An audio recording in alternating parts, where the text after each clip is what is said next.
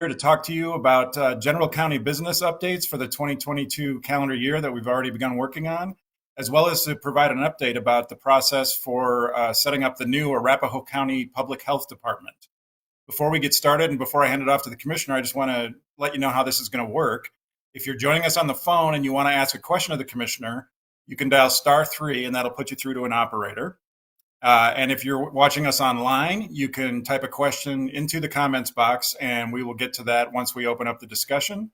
I'll also be asking a couple of poll questions for those of you that are joining on the phone. And if you're joining on the phone and want to watch the PowerPoint that we're going to show you and the video of this, you can do that on our Facebook page or on arapahoegov.com/town hall. Just as a reminder, we do these events quarterly, and we've been doing them virtually since the pandemic began, but we are hoping to return to in-person events sometime this year, hopefully, if not next quarter, then the quarter after that. So with all that in mind, let's introduce Commissioner Jeff Baker. Thank you, Luke, and thank you everyone for joining us tonight. After a very productive 2021, the Board of County Commissioners has an even longer to-do list for 2022. In addition to the health department planning that we're going to discuss tonight. So can I get the next slide? Let's start with a look ahead as to what we're planning to do in 2022. The first thing I should probably do, though, is thank all of the voters who passed the ballot measure that permanently extends the open space sales and use tax. This will enable us to maintain, expand, improve our range of open spaces, those many assets and amenities that we have along our trails and parks.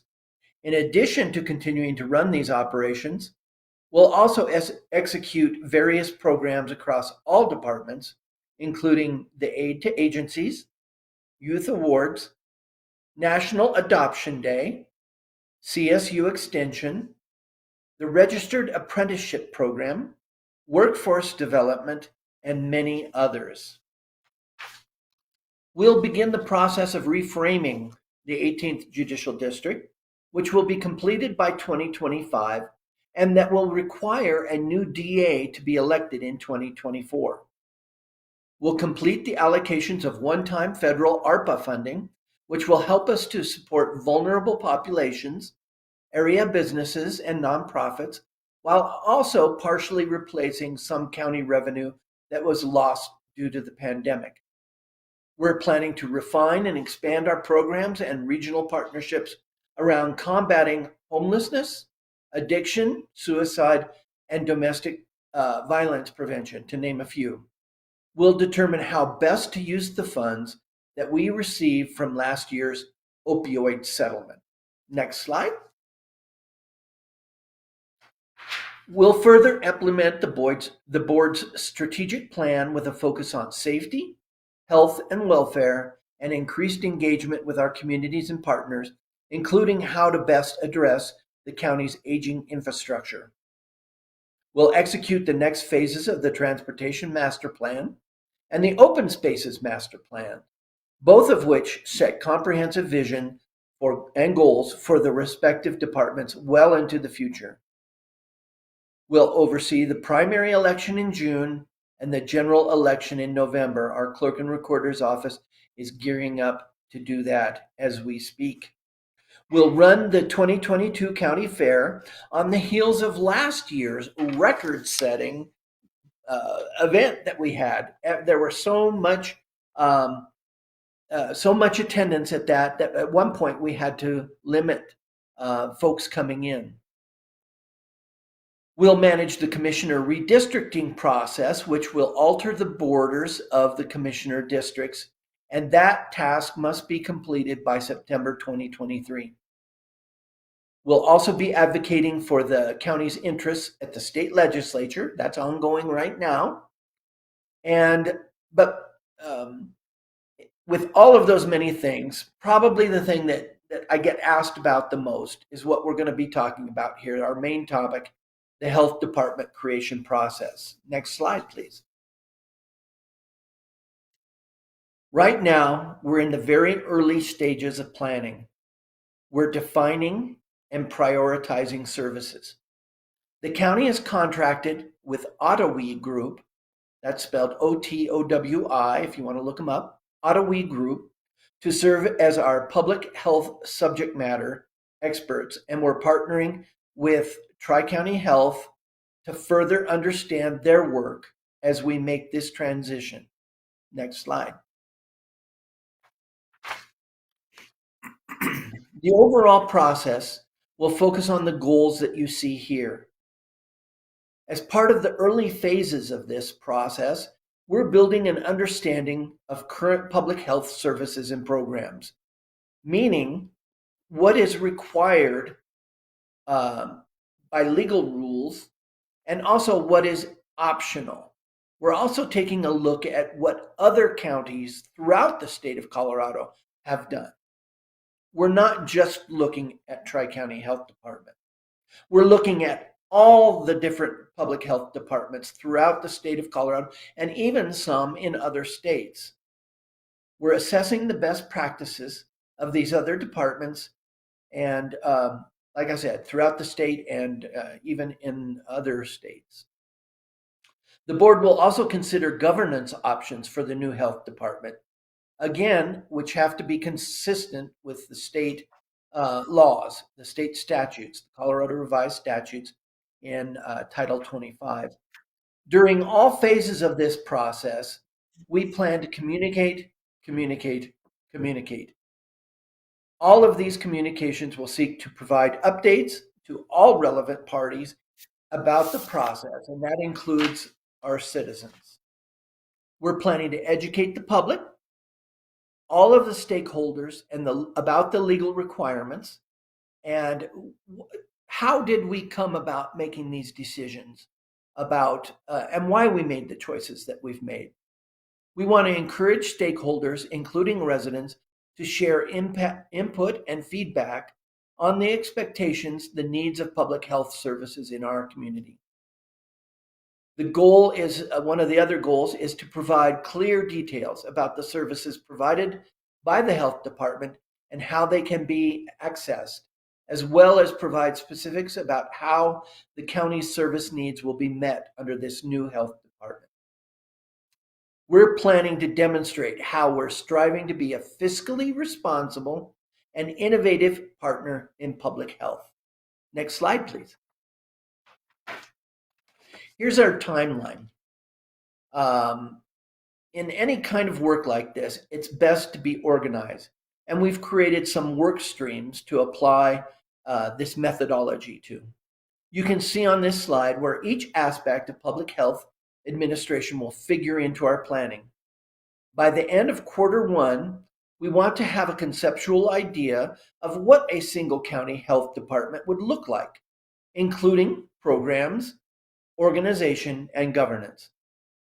In Q2, we'll finalize how to provide programs and services and settle on a governance model. In Q3, we'll begin implementation. And in Q4, we'll continue that implementation with a goal of going live on the first day of January 2023. Next slide, please.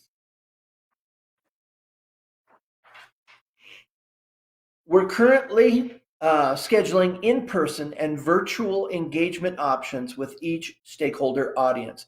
We've already had one with some of the local city council folk. We have another one tomorrow night, I believe, with some state legislators. And all of these events will have a format such as this, where we can hear from the people that are attending. These countywide town halls and others as needed, including ones with businesses that will be affected by this move. We're also planning to set up listening sessions with relevant audiences, so you'll have a lot of opportunities to provide feedback to us. We already have a basic web presence on our website, and that will expand as we flesh out our plans. That website is arapahoegov.com/health. I'll repeat that, arapahoegov.com/health.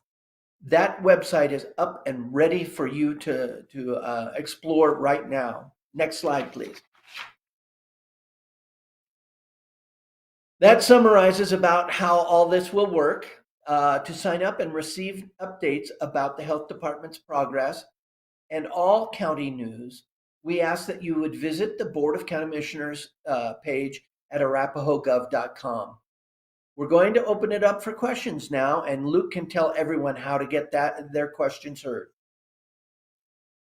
All right. Thanks, Commissioner. I think you set the record for quickest slide presentation so far in this round. We are, as the Commissioner said, we're happy to take your questions. If you're on the phone and want to ask the Commissioner anything, you can dial *3 and that'll put you through to an operator. And if you're online, you can type questions into the comments box. We already have a couple there lined up. Before we do that, I'd like to ask you the first of two polling questions. This is for those of you who are joining us on the phone. This question is, on a scale of 1 to 5, how likely are you to recommend living in Arapahoe County to someone else? Press 1 if you're very likely to recommend it. Press 2 if you're somewhat likely. Press 3 if you're neutral. Press 4 if you're somewhat unlikely. And press 5 if you're very unlikely. Again, how likely are you to recommend living in Arapahoe County to someone else? 1 is very likely. 2 is somewhat likely. 3 is neutral. 4 is somewhat unlikely. And 5 is very unlikely. And if you want to put those results in, or the responses in, I will give you the results in a little bit and ask you another question. Again, *3 if you're on the phone, want to ask a question of the Commissioner. I have one here that's actually not related to the health department, and I'm going to read it and give this citizen a email, and I'll ask Commissioner Baker if you have anything to add to this. This resident is wondering if you can talk with Aurora about the east to west water drainage across Gun Club Road at Hogan Parkway. The Aurora development is blocking the natural flow of water and creating a flood risk for this person. The main thing I would say is to get more details and give us more details about this, you should email planning@arapahoegov.com. So PLANNING at arapahoegov.com. Commissioner Baker, is there anything else you would recommend that this resident do? No, that's the best way to get this issue addressed. It sounds like it's pretty serious for this citizen. And yes, we do. Our Road and Bridge group and our planning department will follow up with the city of Aurora on that. Great. Okay. So as we get into this, as you could tell from the slides, and you know, we're early in this process for creating a single county health department. The Commissioner outlined sort of what we've done so far. Can you talk a little bit about the Ottawa group and how we selected them and why, and what we've done with them so far? Good question. The Ottawa group was they're a group that does nothing but public health. That's their focus, public health. Now, we partnered with them and Tri-County Health when Douglas County started this whole process of exiting Tri-County Health Department, and we knew we needed help. We've been associated with the Tri-County Health Department for close to 70 years. I know it's over 50 for sure, but I think it's closer to 70 years. And so we've always had our public health services pretty much taken care of. They've done a really good job for many, many years. And so it was something that the Board of County Commissioners didn't have to spend a lot of time on. By no means are any of us experts in public health. None of us have even a history in medical science or public health by any stretch of the imagination. We have one county employee, the coroner, who is a medical doctor, and we rely on her quite a bit for death investigations, of course. But all of our public health has always been taken care of for us, and so we knew that we needed someone with a lot of experience. There are two people that have been helping us, Lisa and Sarah, with the Ottawa group, and they're both experts in public health. Now, that original contract that we had with them early on to help us kind of figure out how Arapahoe County and Tri-County Health and the other two counties were going to proceed further, that contract is over. And the Board of County Commissioners decided that we needed to extend that contract just for us, just for Arapahoe County. And they've been helping us get through all of the studies, and they're the ones that collect the information that I mentioned before about what other counties in the state of Colorado and what other states do. So they're subject matter experts, and we rely very heavily on them. Excellent. And just to remind all of you, the *3 if you're joining us on the phone and want to talk to the commissioner, and or you can plug questions into the comments box. We do have a few coming in.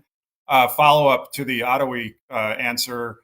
The one thing that the pandemic has exposed is the role of a public health department in Colorado and in Colorado counties and really American counties across the country. There's a statutory reason we have a public health department. Can you talk a little bit about the law that underlines this whole process? Sure. And I don't even play a lawyer on TV, so I'm just kind of repeating what I've heard. I mentioned in my opening remarks is that if you look at the Colorado Revised Statutes, and it's either Title or Section 25, it has a lot of information about what counties are required to do. We are always required to have public health department providing services to our citizens. That is a Colorado law. That rule in Title 25 also sets up the governance about how counties can set up the Board of Health and how the Board of Health can then hire an executive director to the public health entity. Now, the rules are different depending on the size of the county. There's one set of guidelines for counties who have a population under 100,000, and then there's another set of guidelines and rules for counties that are over 100,000. Arapahoe County, as our population is about 655,000 people, falls into that second group. And so there are various rules. You can have a Board of Health anywhere from 5 to 9 members. And it also has rules in there about who can serve on a Board of Health and what things to avoid. Like, you cannot have all doctors on the Board of Health. You cannot have all business people on the Board of Health. You cannot, for counties over 100,000, you cannot have all commissioners on that Board of Health.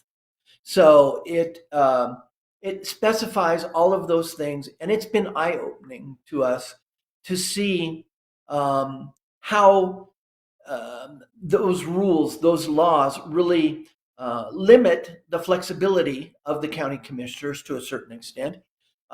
We have to follow all of those rules. Yeah, and to the commissioner's point, to actually read the text of the law, it's on our website, the arapahoegov.com/health that he mentioned earlier, and also recalling his point earlier about the duration of this partnership that we've been working with. The Arapahoe County has had a relationship with Tri-County Health or some form of Tri-County Health for about 70 years, and the partnership between the three counties, Douglas, Adams, and Arapahoe, has gone on for 55 years. So as you can see, it's quite an adjustment to go into a single county health department after all those years doing it a different way. So with that in mind, let's go. Let me give you the polling results from the first question, and then I will ask you the second question in a minute. So the question was, how likely are you to recommend living in Arapahoe County to someone else? 42% of you are very likely, 19% are somewhat likely, 27% are neutral, 10% are somewhat unlikely, and 2% are very unlikely. As we always tell people, if you fall on the more dubious side of that equation, the somewhat or very unlikelies, we'd love to hear more about why that might be. You can tell us that by emailing communicationsservices@arapahoegov.com. And if there's something we can help you with as far as providing information, we'd be happy to do that. And along those lines, I suspect anecdotally, just based on past calls and other feedback we've gotten, that especially for you folks out in the eastern part of the county, that growth might be a reason that you would be less likely to recommend living here. And one of our questioners online is saying, what are you, the commissioners and the board, and what is the county doing to help manage growth in unincorporated parts of the county? Well, thank you for that question. I get that an awful lot. Um, the county's goal is responsible and balanced development.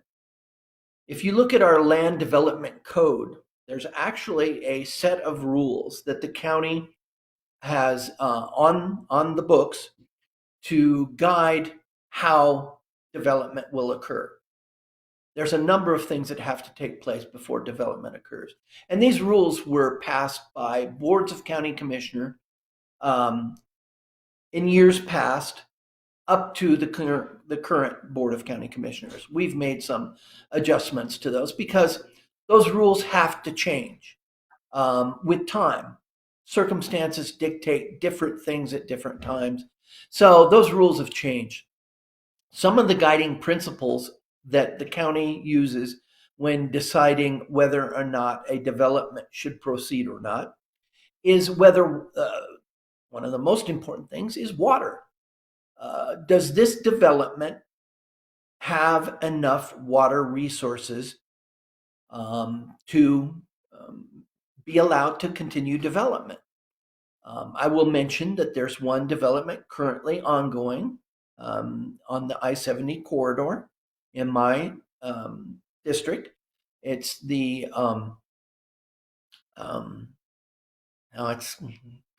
forgot what it is, but it's being developed by a water entity. Rangeview Pure Cycle Water is in charge of that development, and they had to prove to the Planning Commission first of all, then to the Board of County Commissioners that they had sufficient water resources in order to build the number of houses that they were planning to build. And so water is very important. We require road approval of the infrastructure for roads, bridges, to allow for, of course, our rail lines to go through I-70, different roads, county roads, state highways, things like that. Fire departments have to either be provided for. A development would have to provide a fire station, and that fire authority would have to issue a will serve letter in order to say we will provide service to that. The schools have to be consulted, and they have to say the number of houses being planned will require another school to be built, or we can accommodate them in existing schools. So all of those things play into the land development code, and they're the things that our planning department looks at when deciding and helping the Planning Commission and the Board of County Commissioners look at each one of those. I will say that, I've got constituents that say, we don't want new houses. We don't want development in our area. And I've got other constituents that say, we've got to be ready and be planned and have good plans in place for the development that we know is coming. One of my guiding philosophies since I became a commissioner is the rights of property owners to do what they want with their land as long as it doesn't affect the health and safety, first and foremost, the health and safety and the rights to their neighbors for quiet enjoyment of their own properties.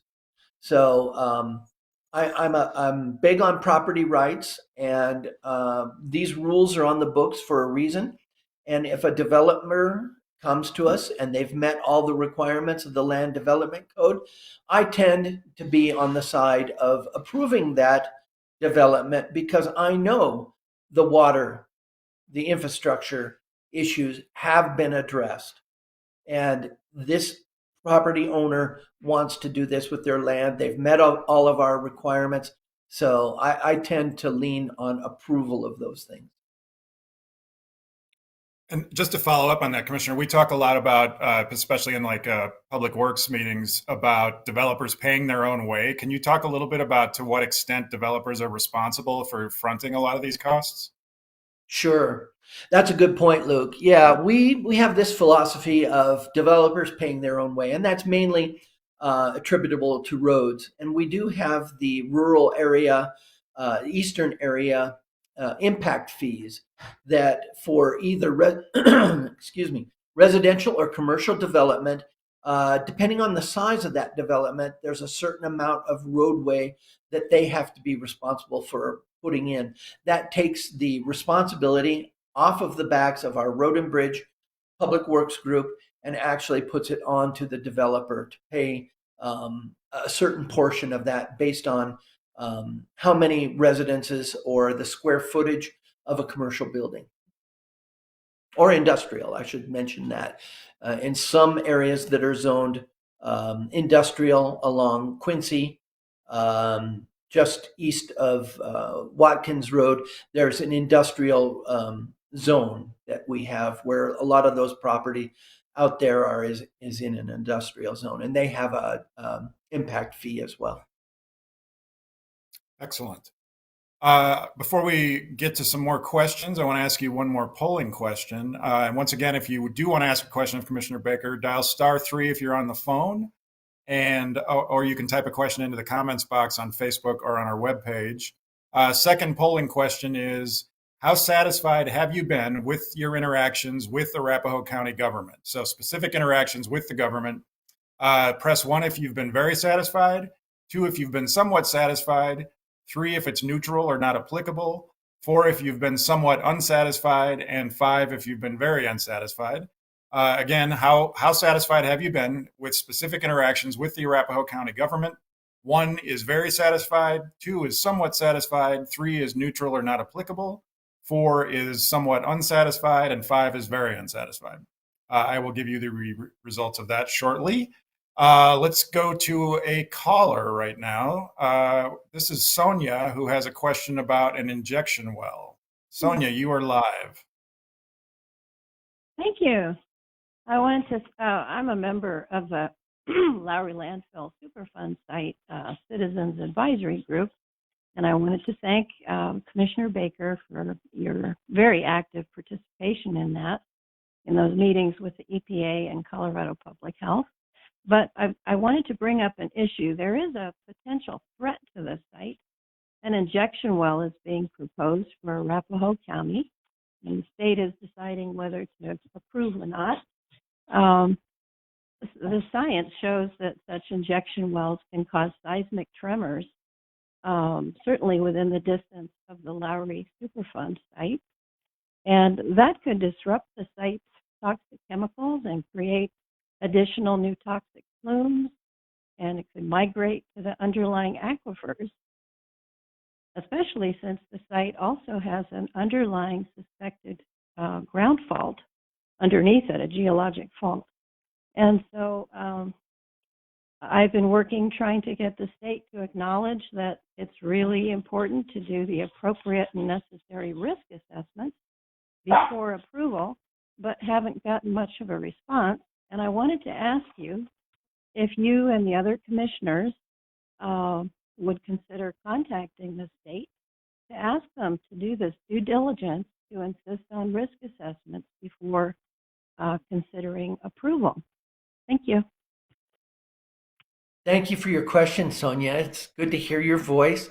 I think we'll be trying to get those Lowry landfill CAG meetings in person again. And if we can help by having those out at the fairgrounds, I'm more than willing to do that. That's a very important group. And the concerns that you raise about the proposed injection sites, while I'm not going to address that specific, because I'm prohibited from giving an opinion about whether or not I'm for or against at this point. I have to remain completely neutral up until that issue comes before us. That's called a quasi judicial rule.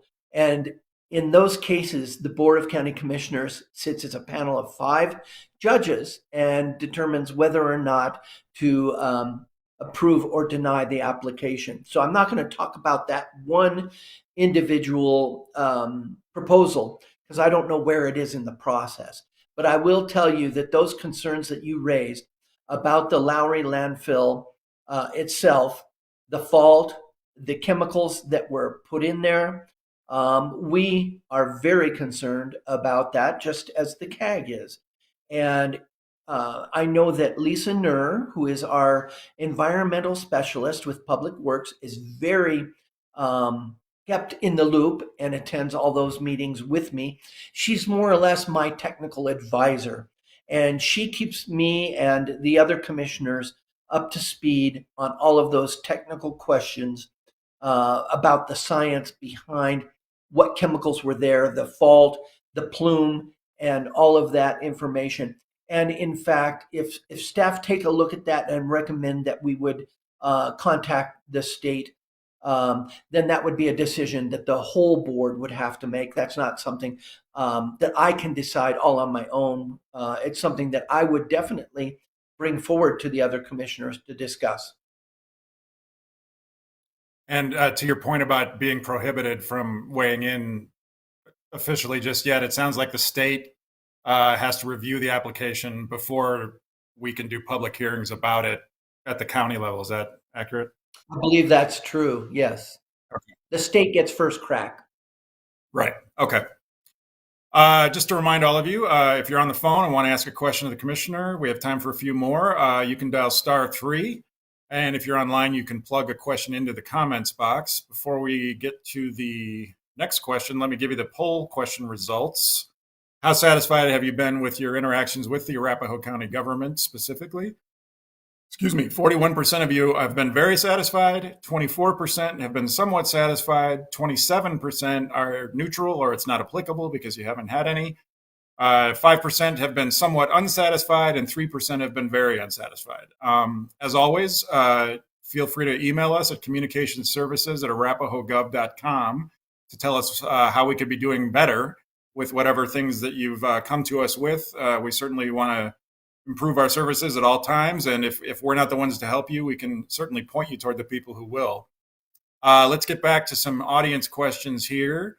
Now, keeping in mind, as we've acknowledged a couple times in the call, we're early in the process, so some of these questions are somewhat speculative. We don't have firm answers quite yet, but we will be providing regular updates throughout the year. In addition to this round of individual conversations with commissioners in their respective districts that are happening this month, at the end of March, I believe it's March 30th, we're going to do a county-wide town hall with all 5 commissioners and other experts who will give us a broader update, because it'll be 6 weeks from now, about what the process is going, how the process is going for the public health department creation. But to that point, one of our online questioners is asking if we'll be ending up if our taxpayers will be ending up paying more for the new health department since we're going it alone in a single county model rather than a shared cost model. Do we have any projections about that yet, Commissioner? No, I think we're being told that because we may lose some economy of scale. And let me explain that. When we were a public health district with all 3 counties, under Colorado law, even 2 counties who are combining efforts and having a joint public health entity, they can apply for grants at a different level, more grants or more dollars in those grants. They can apply for those because they're serving more people. While the number of folks that the Arapahoe County Public Health Department will serve will be less than what Tri-County did when it was all 3 counties, we have the largest population of all three counties. So our public health department will have a population served that's a large number, but it won't be anywhere near the same number of population that we're being served under Tri-County. Now, that doesn't affect the taxpayer, but I wanted to make sure you knew that if we're not able to get enough, we're also looking at services. Adams County has a lot of industrial sites, more than Arapahoe County. So they had more programs under the Tri-County Health Department dealing with industrial health. And so they paid for those projects themselves, or those services from Tri-County Health Department. They paid for those. We don't have as much of a need. So we're going to limit the amount of industrial health services that we are capable of providing in our new health department entity. So we're prioritizing services. Now,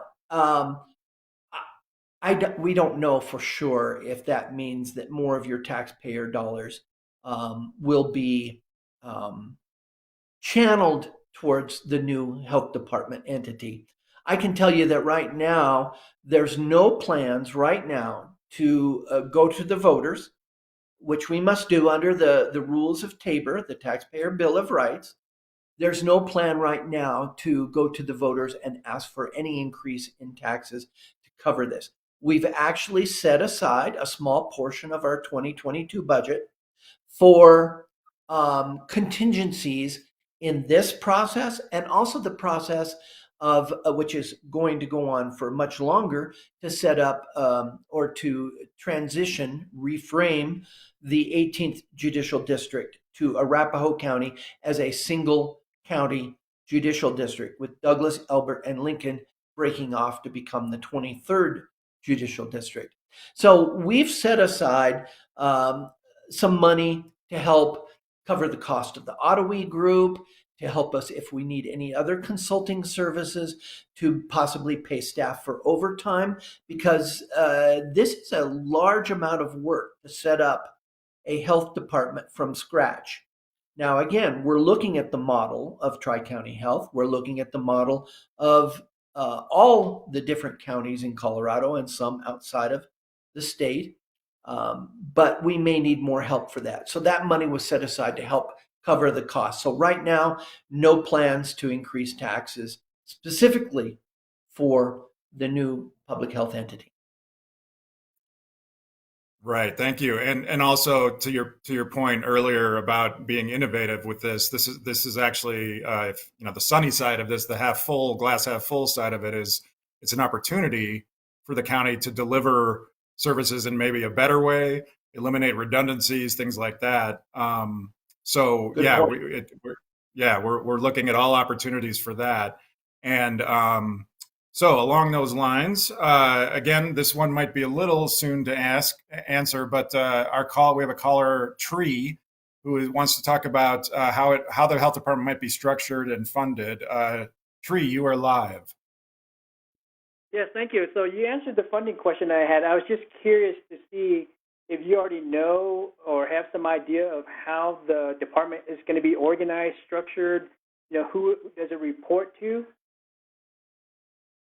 Sure. Thank you for that question, Tree. The Colorado Revised Statute sets up how it has to be done. The Board of County Commissioners will appoint members to the Board of Health. Again, the Board of Health can be anywhere from 5. It has to be a minimum of 5 and a maximum of 9. We're still talking about where's the right. Is it 7? It's usually an odd number. And let me tell you a little bit about that. It's always an odd number for a lot of these boards, because if you're going to be a voting board and you're going to be voting to approve something or deny it or pass a budget, you want to avoid having ties. So that's why we have 5 boards of county, 5 commissioners on the Arapahoe County Board of County Commissioners. Many counties in Colorado have 3. if their population is again under 100,000. Those over 100,000 have the option of staying at 3, like Douglas County has always kept their commissioners at 3, or going to 5, like both Adams and Arapahoe have 5 commissioners to avoid the likelihood of a tie. Do ties still happen? Yes. We had a tie happen in one of our votes because one of the commissioners was out sick or on vacation or something. So there were 4 of us voting on a matter, and it was 2-2. What happens then is the issue that we're voting on, if it was a motion to approve something and it was seconded, then it fails. If it was a motion to deny something, it also fails. If you, 1, cannot get a second, or 2, there's a tie between 2 and 2 on the Board of County Commissioners. But sorry, I love this stuff, so bear with me here as I go through this.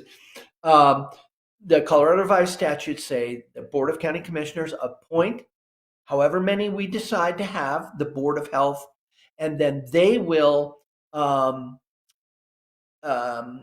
hire the new executive director. And from that point,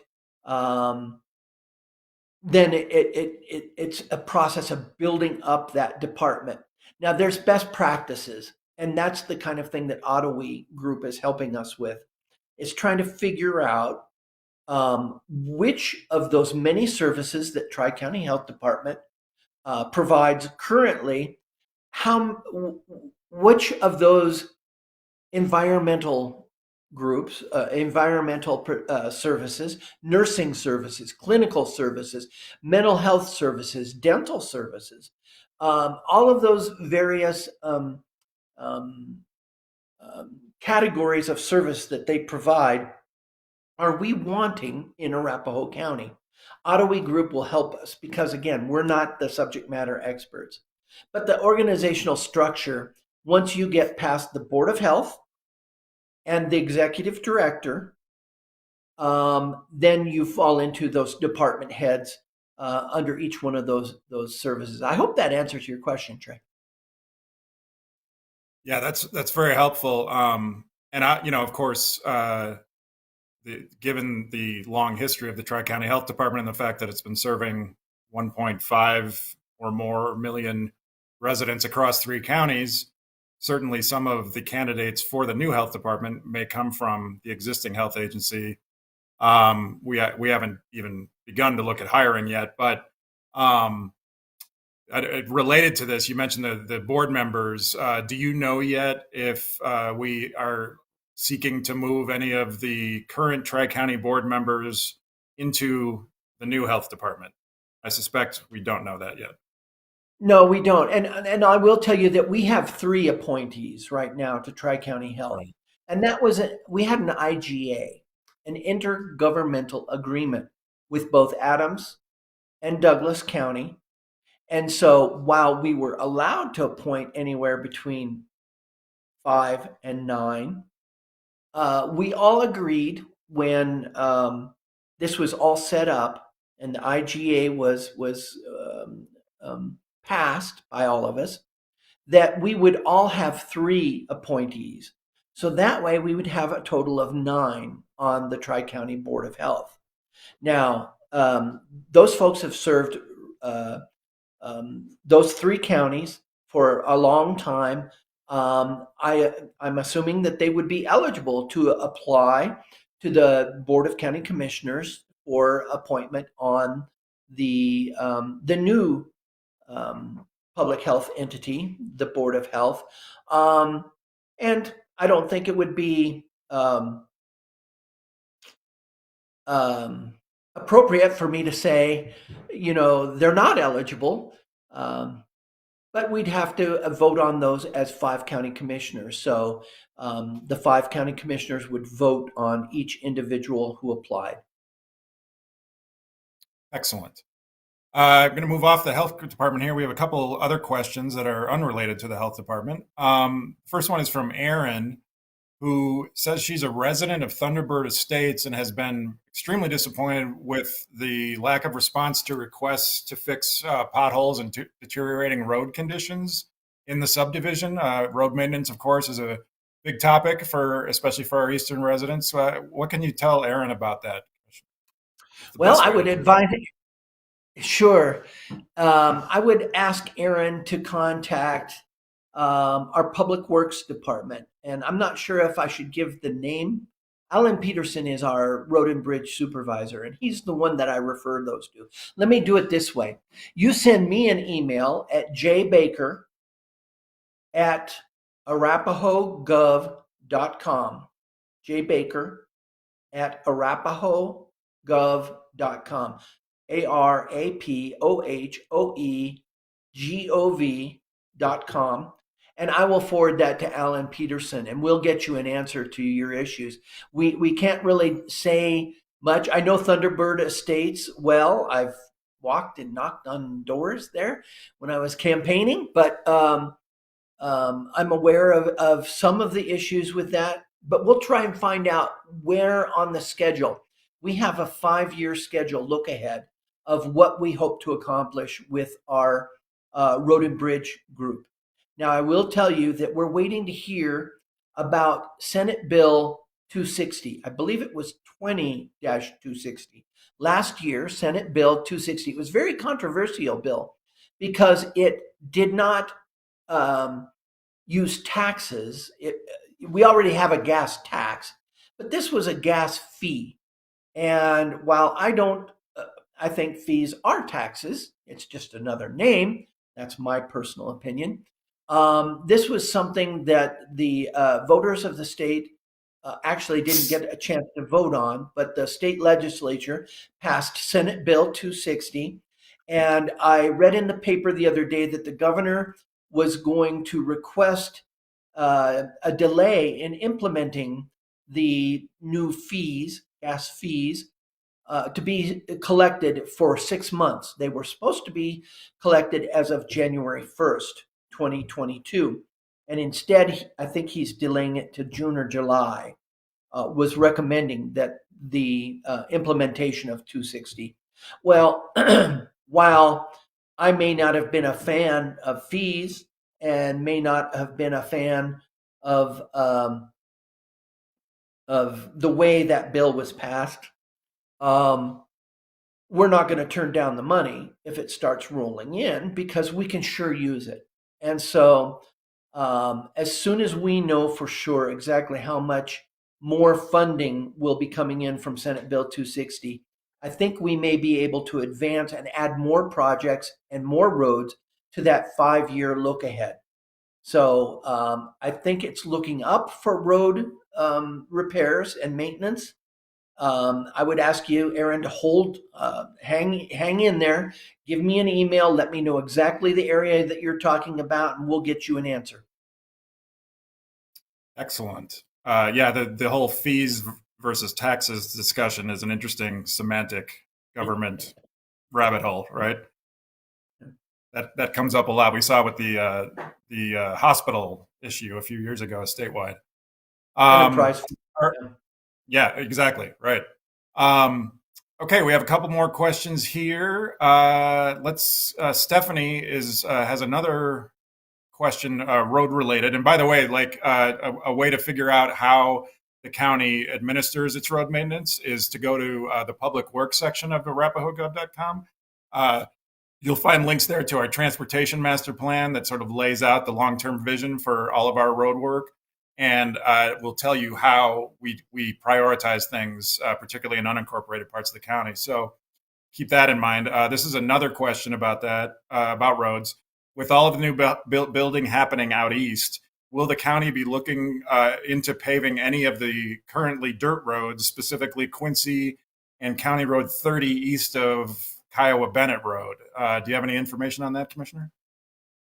I don't have any specific information on that. I'm aware of the area. I go out to the Kiowa Creek shooting range quite a bit and am aware of that.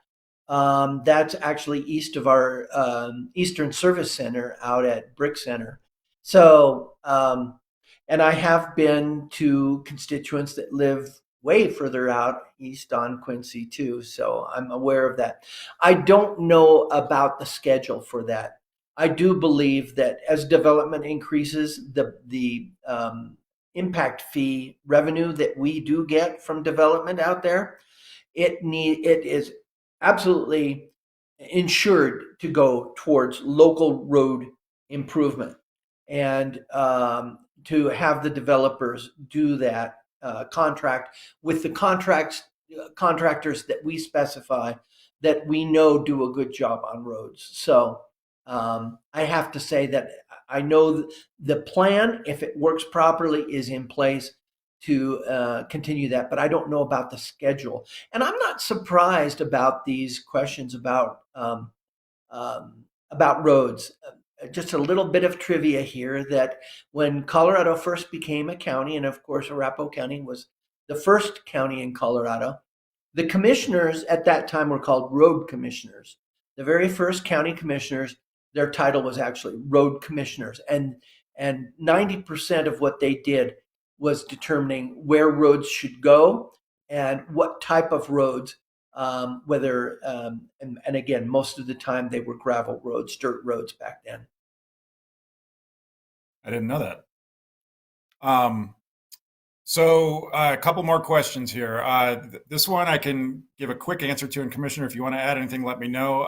Bob online is asking what restrictions we have for ham radio antennas in the county, and wants to know if HOAs are allowed to restrict ham radio antennas. The zoning department can give you a specific answer to that, and you can get that by emailing zoning@arapahogov.com. Commissioner, do you have anything else to add to that? I've never heard a ham radio question. Yeah, ham radios. I know that the county does sponsor some ham radio folks for our emergency communication. If you come to the Arapahoe County Fair, you'll see them walking around with backpacks and antennas. And they're specifically there to talk about their programs, ham radios, and the emergency communication, because we've all had times when our cell phones go down. And these folks in an emergency are going to be the ones that help us call in helicopters, medical personnel, and things like that. HOAs, their powers are pretty broad. And I know that a lot of the people that live in my district move away from locations that have HOAs because of the amount of control that they can have. I had a painter at my house today, or an estimator, giving me an estimate, and I know that I have to get the color approved by my architectural review committee of my HOA. And so I know that they have a lot of control. So you have to read your agreement, that when you closed on your house, each HOA has I don't know if they call them bylaws or rules and restrictions. So check that. Again, I'm not a lawyer and I can't give you any legal advice about that. But I assume that if it would be something that would impact your neighbor's ability to quietly enjoy their house, because of a view shed or something along that line, an antenna. It sounds like something that many HOAs may have put in there, but I don't know specifically about your HOA. I would advise you to contact your HOA, or like Luke said, our zoning folks, and they can tell you whether the county has any rules and put you in contact with a responsible person at your HOA. Absolutely. And no two HOAs are alike, probably, right? All right. So the last question I want to ask you, we've talked a little bit about redistricting and reprecincting, which are two separate things. Given that most or much of the county's growth is happening in or around your district, how might your district's boundaries change in the next year or two? And Do you know yet? we don't know for sure, but I can speculate. Again, there are 5 county commissioner districts, with one encompassing the western part of the county, including Littleton, Sheridan, Cherry Hills Village, and the western portion. Did I say eastern? I meant the western portion of Arapahoe County, and the western portion of Centennial. District 2 goes along the south end of the county. District 3 is the easternmost. My district touches when I say it abuts every district except for District 1. District 1 is the Western District. And so you can look at all of these records are available, again, on arapahogov.com under the Clerk and Recorders or Arapa map. If you look at the district boundaries as they currently run, you can see that the main population areas are in the urban corridor.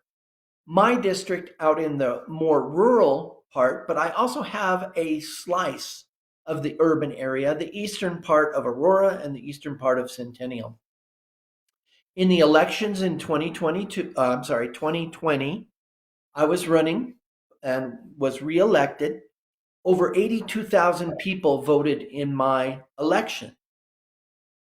That is by far the biggest number of any of the past elections for county commissioner in any of the other districts. The growth in my district has caused a need for me to share some of my constituents in District 3 with all of the other commissioner districts.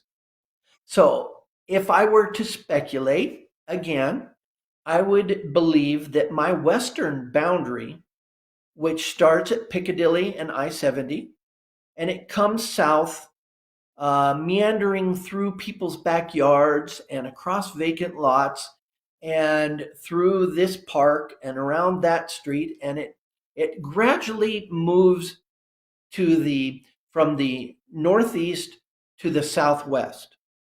And it ends up being Parker Road and County Line Road, just north of E470. So if I were to speculate, that kind of diagonal line that's my western boundary will move to the east. And that would allow those other commissioner districts to also expand and move, even District 1, which is currently blocked by District 2, District 4, and 5, would allow some of those boundary changes to also move to the east. So you could look at District 1, District 2, District 4, and 5, their western boundaries moving to the east, except, of course, District 1, but District 1's eastern boundary moving to the east. And so everything kind of shifting to the eastern part. That means that I may lose the eastern part of Aurora, eastern part of Centennial. I'm not sure about Heritage Eagle Bend, Blackstone, Tollgate Crossing, Murphy Creek, Thunderbird Estates, Adonia. All of those areas are in play that may eventually be in one of those other commissioner districts rather than mine. Interesting. And this wouldn't be for this year. This would be for the 2024 elections, right? Correct. We have to get those boundaries redrawn by September of 2023. Right. Okay. So I think the moral is if you currently live near a district boundary, you should pay attention to this stuff because you may have a new commissioner representative at some point in the future. So we're at the bottom of the hour. So the last thing I have is a thank you comment from Debbie on Facebook. She says, "Thank you for supporting the Aurora Mental Health Center Acute Care Campus. This is going to be able to provide a whole range of new services for mental and medical health. This is, I believe, a result of the ARPA grants, the American Relief Rescue or the American Rescue Plan Act grants that we are currently allocating and examining and assessing and so forth and approving. It's going to be a new facility near Potomac and I-25. So, Debbie, would just like to thank you and the other commissioners for approving that.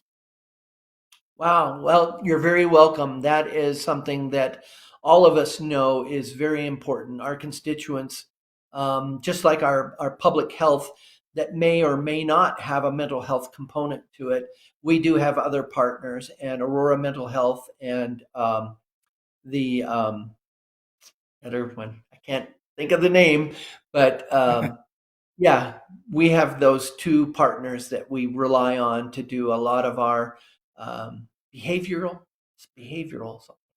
Anyway, Yeah, it's a hot button issue, especially as we come out of the pandemic. This is stuff we're going to refocus on very intently. So, with that, thank you so much for your great engagement to everyone who attended and asked questions, and thank you for tuning in. We're going to be doing 2 more of these with individual commissioners in the next couple of weeks, and then keep in mind that at the end of March, we're going to do a county-wide town hall that will provide a broader update about the health department creation process. And once again, if you have any questions for us, please feel free to email communicationservices@arapahoegov.com. Thank you, Commissioner. you bet. Thank you, Luke. To my All right, have a good veterans night, everyone. out there, salute you. Salute the veterans as always. Thank you.